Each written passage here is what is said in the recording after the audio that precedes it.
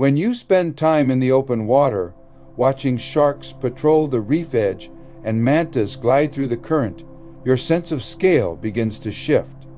The ocean feels vast, powerful, and dominated by movement. Everything seems defined by size and distance. But reefs aren't built by the giants. The real structure of the reef exists much closer in the coral itself, in the cracks and ledges that hold the smallest lives. This is where most of the reef's complexity lives, and where its resilience is quietly decided. If you slow your pace and let your eyes adjust, the scene changes. The open water fades into the background, and what was once invisible begins to appear. Colors become sharper, movements become subtler. Life reveals itself in smaller, more deliberate ways.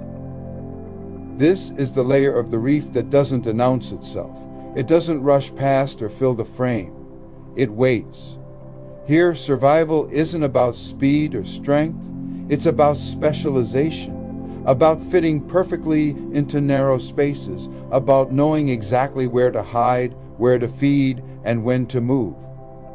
Many of the reef's most extraordinary species live their entire lives within just a few square meters of coral. They don't travel far. They don't need to. Everything they require exists within reach, provided the reef remains healthy. This is also the layer of the reef most vulnerable to change. Coral structure, water temperature, and microhabitats determine whether these small worlds persist or disappear. When reefs degrade, it's often these species that vanish first, quietly, without notice. That's why moments like this matter, because after the sharks and mantas move on, what remains is the foundation, the detail, the fine balance that supports everything above it.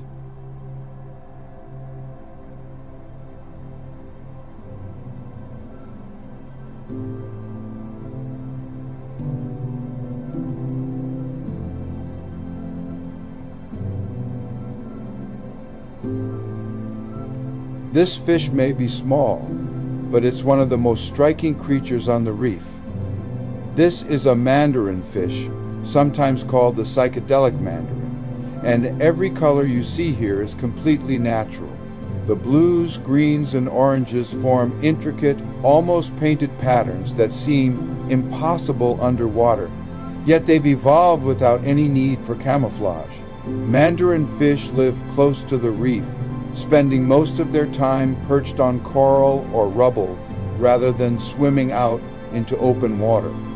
They move in short, deliberate hops, staying low and protected within the structure of the reef. Unlike most fish, Mandarin fish don't rely on speed or armor.